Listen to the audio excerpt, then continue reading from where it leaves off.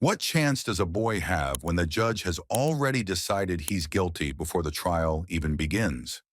A courtroom, a broken system, a child fighting for his future.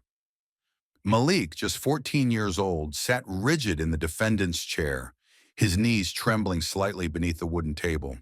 His heart pounded so violently that he was sure the entire courtroom could hear it, but he refused to let them see his fear. He tightened his fists, his nails digging into his palms, willing himself to stay strong. All his life, people had told him he didn't matter, that his existence was insignificant, that his future had already been written for him. But today he needed them to see him, not as a criminal, not as a lost cause, but as a boy who was just trying to survive in a world that had never given him a fair shot.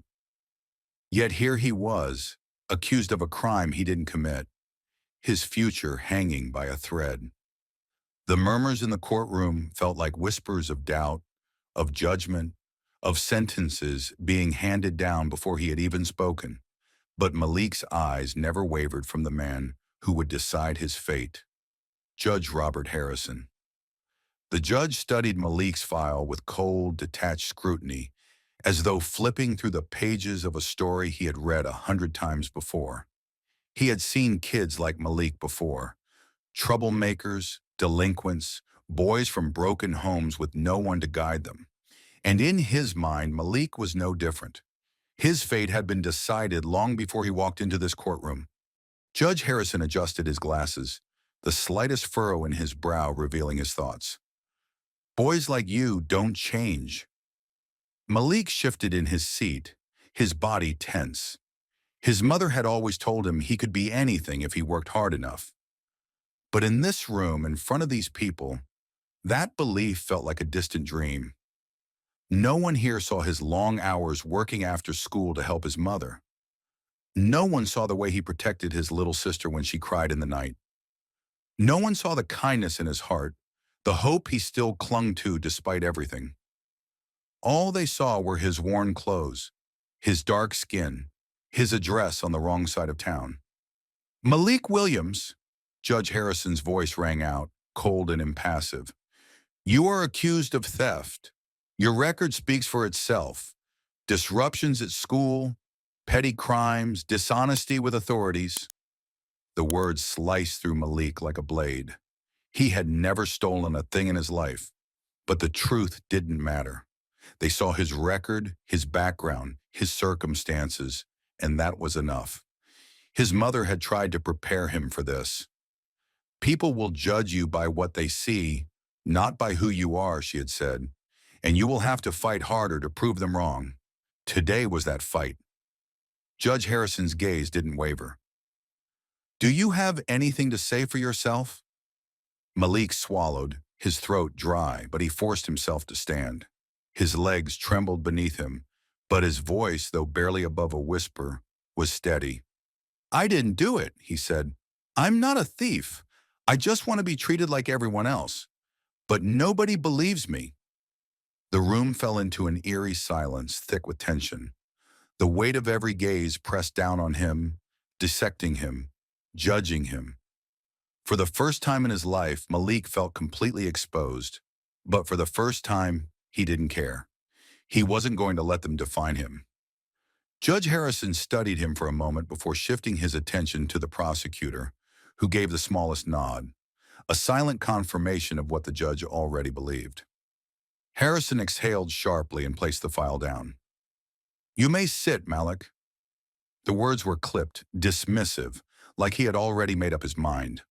Malik's heart pounded as he lowered himself back into the chair. He had spoken his truth, but in a place like this, truth wasn't always enough. To them, he was just another case number, another lost cause. Malik, the judge said again, his tone flat, you've been caught stealing, again. The words struck Malik like a fist to the gut. He had never stolen anything. He wanted to scream, to fight back, to tell them they were wrong. But his voice failed him. The judge leaned forward slightly, eyes narrowing. You've had enough chances. People like you. He paused, letting the words hang in the air. Don't learn. Malik felt sick. His stomach twisted painfully, his breath coming in short, ragged gasps. He wanted to tell them he wasn't like the others. He wasn't a criminal. He was just a boy trying to survive. But no one cared. No one cared about the nights he had spent in cold alleyways, about the odd jobs he had worked just to keep his family afloat. All they saw was a black kid with a record. Judge Harrison's next words shattered the last bit of hope Malik had left. You need to learn a lesson, the judge declared. Juvenile detention. Effective immediately. The gavel slammed down. The sound echoed through the courtroom, sealing Malik's fate with a finality that made his whole body go numb. His breath hitched, his vision blurred. His mother, her tired but hopeful eyes. His little sister, the way she clung to him when she was scared. They needed him. He was the glue that held their fragile world together. But now he was being torn away. The bailiff stepped forward, ready to escort him out. But Malik couldn't move. He couldn't accept this. I didn't do anything wrong, he finally choked out, his voice raw with desperation. I didn't steal anything. I'm not a bad kid. I was just trying to survive. Silence. No response. No sympathy. Judge Harrison didn't flinch. The prosecutor didn't object. No one stood up for him. Malik's heartbeat thundered in his ears as he gripped the arms of his chair, willing himself not to break. His mother's voice echoed in his head. Don't let them tell you who you are. But the world had already decided. Take him away, Judge Harrison ordered, his voice sharp as a blade. The bailiff reached for Malik's arm, but he barely felt the touch. His whole body was numb, his mind reeling. Slowly, unsteadily, he rose to his feet. His legs felt like lead, but he forced himself to stand tall. He was just another statistic to them, just another black boy caught in a system designed to break him. But Malik refused to believe this was the end of his story. This isn't how it ends, he told himself. I'm more than what they think I am. For now, he had no choice but to follow. But one day they would see him, not as a criminal, not as a mistake, but as who he truly was. The heavy silence in the courtroom pressed down like an invisible weight, suffocating, unrelenting. Judge Harrison's fingers curled tightly around the gavel, a tool he had wielded countless times without hesitation. But tonight, it felt foreign in his grip, like it didn't belong to him anymore, like it had betrayed him.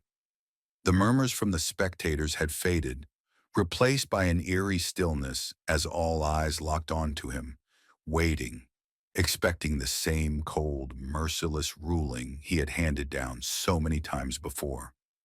For years he had delivered justice by the book, his decisions precise, unwavering, and detached.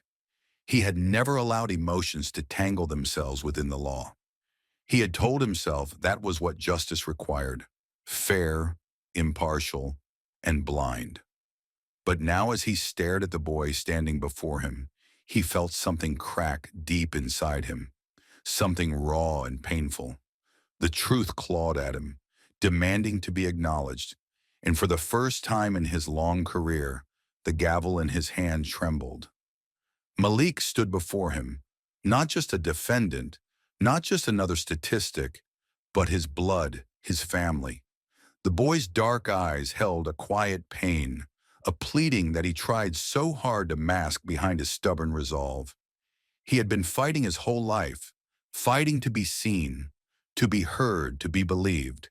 And Harrison, Judge Harrison, the man who thought he had seen everything, had been blind to it all. The boy's voice still echoed in his mind, raw with emotion. I just need a chance. Not an excuse, not a plea for mercy, a simple request. A request that should never have been denied in the first place. Harrison took a slow, deep breath. The weight of the moment pressed against his chest, suffocating him. When he finally spoke, his voice was softer than anyone in that room had ever heard it. I was wrong, he admitted, his words hanging heavy in the air, carrying years of guilt, of misjudgment, of regret. I judged you before I even knew who you were. A ripple of shock spread through the courtroom, gasps whispering through the tense silence like a gust of wind before a storm. The lawyers who had been poised to argue, the prosecutor who had been so certain of a conviction, the bailiff who had been ready to escort Malik away, every single one of them froze, their faces a reflection of disbelief. Malik's breath hitched, his fingers clenched into fists at his sides as he stared up at the man who had held his fate in his hands. His entire life he had been told that people like Judge Harrison never saw boys like him, that no matter how hard he fought, how loud he spoke, his words would never carry enough weight. But now something was different. The judge's gaze, once cold and detached, was no longer filled with judgment. It was filled with something else: recognition, regret, understanding, and maybe, just maybe, something Malik had never expected to see there: remorse. Judge Harrison exhaled shakily and set the gavel down, not as a weapon of authority, not as a sentence of doom, but as a symbol of surrender. He looked at Malik, not at the case file, not at the evidence, not at the circumstances that had led the boy here. He looked at him, really looked at him, and for the first time he saw him, not as a criminal, not as a lost cause, but as a boy who had been fighting his entire life to be given the one thing everyone else took for granted: a chance. "I'm going to make this right," the judge said, his voice breaking under the weight of the promise. "You deserve more than what this system has given you, and you have my word, Malik. You will have that chance." The courtroom was silent, but this time, it wasn't the silence of judgment. It wasn't the silence of condemnation. It was the silence of something shifting, something breaking, something being rebuilt. It was the sound of justice finally finding its way home. Malik's breath shuddered as he nodded, his vision blurring. He had walked into this courtroom believing the world had already decided his fate, but tonight he had proven them all wrong. Tonight he had been seen, and for the first time he truly believed. This wasn't the end of his story. It was only the beginning. The courtroom was alive with the frantic clatter of the stenographer's keys, capturing every word, every breath, every shift in the air. Yet no one spoke. No one moved. The weight of the moment held them all captive. Judge Harrison's gaze found Malik's, and in that instant, the entire world seemed to shrink down to just the two of them. The boy standing before him, once hardened by defiance, once drowning in quiet fury, now carried something different in his eyes, something fragile, something unfamiliar. Hope, a flicker of it, small but undeniable, the kind of hope that a child should never have had to fight so hard for. The judge swallowed, his throat dry, his own voice betraying him as he spoke. I'm sorry." The words left him shakily, his usual commanding tone stripped away, leaving behind only the rawness of truth. "I'm sorry for what I've done, for what this system has done to you." He exhaled sharply, gathering himself. "You deserved a chance, Malik. You deserve more than what I handed you." For the first time, the courtroom was not just a place of judgment, but of reckoning. A murmur swept through the room, hushed gasps echoing like distant thunder. The lawyers, the bailiff, the spectators, each of them shifting in their seats, their faces reflecting the disbelief settling in. They had come expecting the same cold, unrelenting justice they had witnessed time and time again. Instead, they were watching something else entirely. "I'm overturning my ruling." The judge's voice, though steady now, trembled with the weight of the decision. "You will not go to juvenile detention." Malik's breath caught in his chest. His heartbeat thundered in his ears. He had braced himself for the worst, had told himself he could endure it. had already made peace with the fate he believed had been sealed long before he ever stepped into this courtroom. But this was something he had never even dared to let himself imagine. Instead, Judge Harrison continued, "You'll get community service, support, a real second chance." The words didn't feel real. They hung in the air, lingering, daring Malik to believe them. His hands clenched and unclenched at his sides, his body frozen, unsure whether to trust what he had just heard. For so long, the world had shown him only one path, a path where kids like him were discarded, where mistakes were chains, where no one saw beyond the labels stamped onto them. And yet here he was, being offered something no one had ever given him before, a future. His knees felt weak beneath him, his vision blurred, but he refused to let the tears fall. He wouldn't break. Not now. Not when, for the first time, someone had chosen to believe in him. Judge Harrison placed the gavel down, not as a weapon of punishment, not as an execution of the law, but as a symbol of change. "I will personally make sure you get the help you need," he said, his voice steady now, carrying the weight of responsibility, of remorse, of something deeper. "You will not be left to face the world alone." Malik swallowed hard, unable to speak past the lump in his throat. His entire life he had fought for survival, not for hope. He had never let himself dream of anything beyond the walls built around him. But now the walls had cracks, and through them, light was pouring in. The room seemed to exhale with him. A silent agreement passed through the spectators, the attorneys, the staff, an unspoken acknowledgement that something had shifted here today, something irreversible. This was justice, real justice.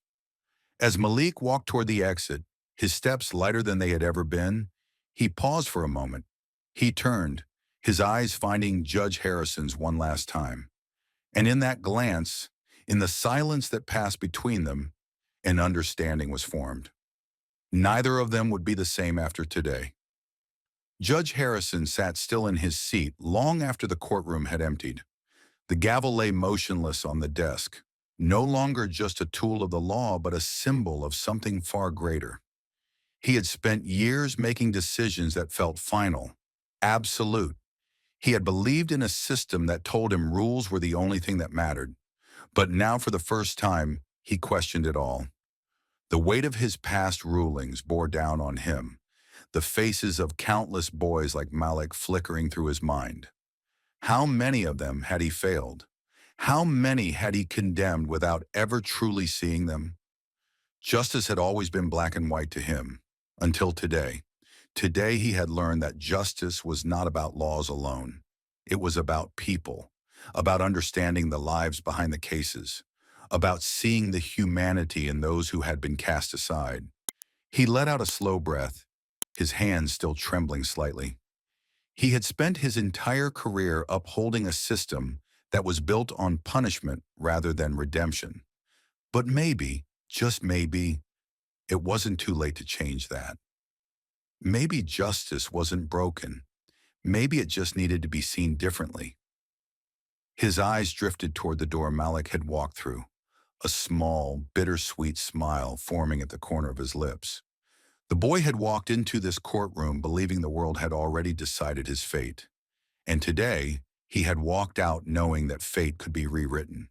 Maybe, after all, there was still hope.